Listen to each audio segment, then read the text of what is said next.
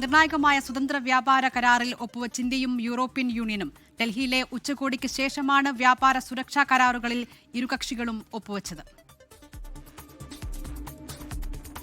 भारत और European union के बीच एक बहुत बड़ा एग्रीमेंट हुआ है.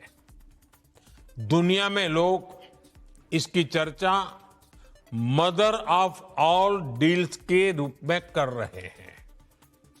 ये समझौता भारत के 140 करोड़ लोगों और यूरोपीय देशों के करोड़ों लोगों के लिए बहुत बड़े अवसर लेकर आया है.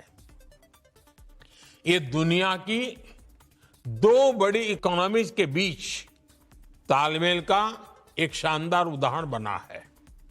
ये समझौता ग्लोबल जीडीपी के करीब 25% और ग्लोबल ट्रेड के करीब 1/3 हिस्से को रिप्रेजेंट करता है. പുതുയുഗത്തിന് തുടക്കമെന്നായിരുന്നു പ്രധാനമന്ത്രി നരേന്ദ്രമോദിയുടെ പ്രതികരണം.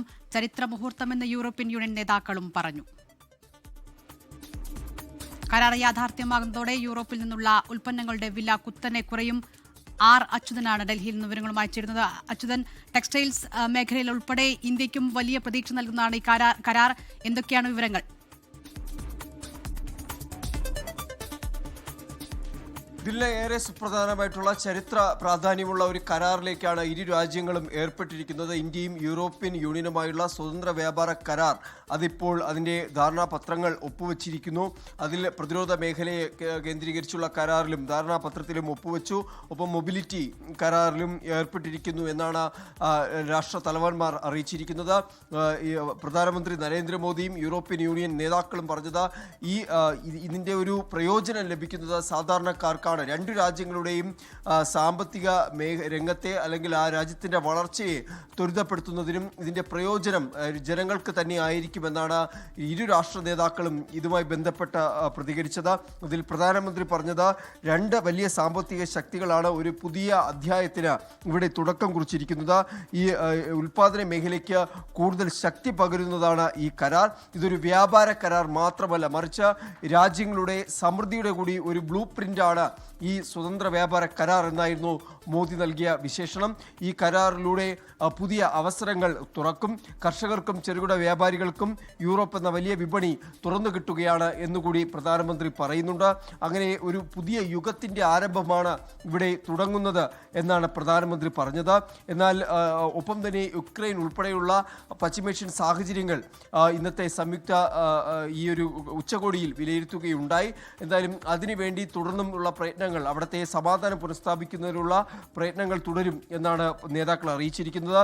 European council president Antonio Costa അറിയിച്ചിരിക്കുന്നത് ഇരു രാജ്യങ്ങളുടെ ബന്ധത്തിൽ ഒരു പുതിയ അധ്യായം ഇവിടെ തുറക്കുകയാണ്. വ്യാപാരം, സുരക്ഷ, ജനങ്ങൾ തമ്മിലുള്ള ബന്ധം കൂടുതൽ ശക്തിപ്പെടുത്തുന്നതിനായിരിക്കും ഈ കരാർ സഹായകമാകുക. താനൊരു വിദേശ ഇന്ത്യൻ പൗരൻ കൂടിയാണ്. തൻ്റെ പിതാവിൻ്റെ കുടുംബം ഗോവയിൽ നിന്നുള്ളതാണ്. അതുകൊണ്ട് തന്നെ ഇന്ത്യയുമായുള്ള ബന്ധം അത് വ്യക്തിപരമാണ് എന്നുകൂടി കോസ്റ്റ അടിവരയിട്ട് പറയുന്നുണ്ട്. എന്തായാലും ഇനിയുള്ള മുന്നോട്ടുള്ള പോക്കിൽ ഈ കരാർ ഏറെ ഗുണം ചെയ്യും എന്ന് തന്നെയാണ് ഈ നേതാക്കളുടെ അവരുടെ പ്രതികരണത്തിൽ നിന്ന് വ്യക്തമാക്കുന്നത്. ഉർസുലയും പറഞ്ഞത് ഇന്ത്യ നേട്ടങ്ങൾ കൈവരിക്കുമ്പോൾ ലോകം കൂടുതൽ സ്ഥിരതയുള്ളതാകുന്നു. അതിൻ്റെ പ്രയോജനം എല്ലാവർക്കും ലഭിക്കുന്നു, മറ്റ് രാജ്യങ്ങൾക്ക് കൂടി ലഭിക്കുകയാണ് എന്നൊരു വിശേഷണം ഇന്ത്യക്ക് നൽകുന്നുണ്ട്. നല്ല തൊഴിലവസരങ്ങൾ സൃഷ്ടിക്കും. ഇരു രാജ്യങ്ങൾക്കും ഒറ്റയ്ക്ക് നേടാൻ കഴിയാത്ത വളർച്ചയായിരിക്കും ഈ കരാറിലൂടെ കൈവരിക്കാൻ കഴിയുക. മാത്രമല്ല സമുദ്രമേഖല സുരക്ഷയ്ക്കായി ഒരുമിച്ച് പ്രയത്നിക്കും. ആഗോള പ്രശ്നങ്ങൾക്കുള്ള പരിഹാരം സഹകരണമാണ്.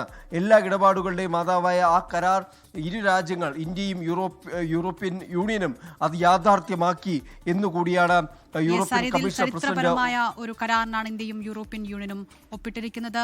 ആർ അച്യുതൻ ഡൽഹിയിൽ നിന്ന് വിവരങ്ങൾ നൽകിയത്. ലോകത്തെവിടെയായാലും ഏത് സമയത്തും 24 വാർത്തകളും ഓഗ്മെന്റഡ് റിയാലിറ്റി പാക്കേജുകളും എക്സ്പ്ലെയിനറുകളും വിശദമായി കാണാൻ ഞങ്ങളുടെ യൂട്യൂബ് ചാനൽ നിങ്ങൾക്ക് സബ്സ്ക്രൈബ് ചെയ്യാം.